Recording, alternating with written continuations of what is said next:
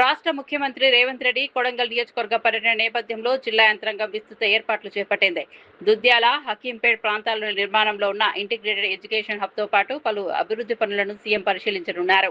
ఈ సందర్భంగా జిల్లా కలెక్టర్ దీపక్ తివారీ, జిల్లా ఎస్పీ స్నేహ మెహారా అధికారులతో కలిసి ఏర్పాట్లను పరిశీలించారు. హెలిప్యాడ్, ప్రభుత్వ జూనియర్ కళాశాల, ప్రాథమిక ఆరోగ్య కేంద్రం, మొత్తం 9 బ్లాకుల్లో భద్రత, బారికేడ్లు, పార్కింగ్, ట్రాఫిక్ నియంత్రణ, ఇతర సౌకర్యాలపై అధికారులకు సూచనలు ఇచ్చారు.